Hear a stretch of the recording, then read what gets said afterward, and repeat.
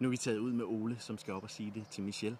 Og Ole, hvordan har du det egentlig? Ja, jeg er meget frustreret, og jeg har mange følelser inde i kroppen lige nu. Jeg ved slet ikke, hvad jeg skal gøre mig selv, så jeg ved virkelig ikke, hvor jeg er henne, eller hvad jeg skal gøre, hvad jeg skal sige, hvad jeg skal...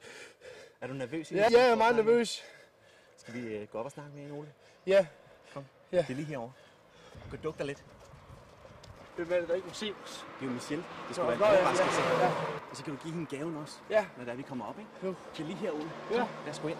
Vi skal op på første sal. Ja. Er du klar? Ja. Er du ved at være nervøs nu? Jeg er meget nervøs. Er det rigtigt? Helt meget nervøs. Kom. Ved du, hvad du skal fortælle hende? Ja. Jeg har sådan nogle følelser, jeg gerne vil. Jeg har været svært ved at sætte ord på, men kender du det? Ja. Er du klar nu?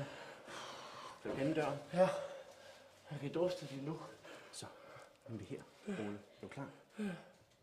Skal vi ringe på? Ja.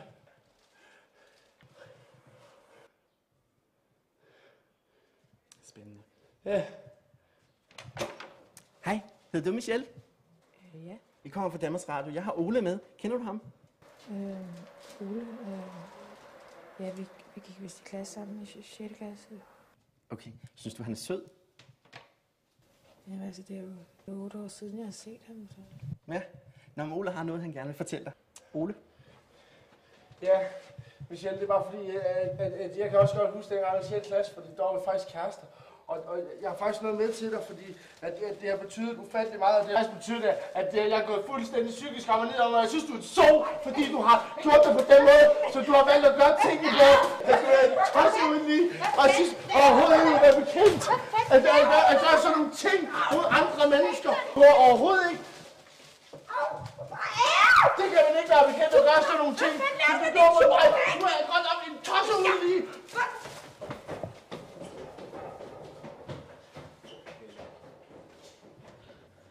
Det var så Sig det med vandballoner, hvor vi fik lov til at snakke med Michelle, som han har haft lyst til i rigtig lang tid.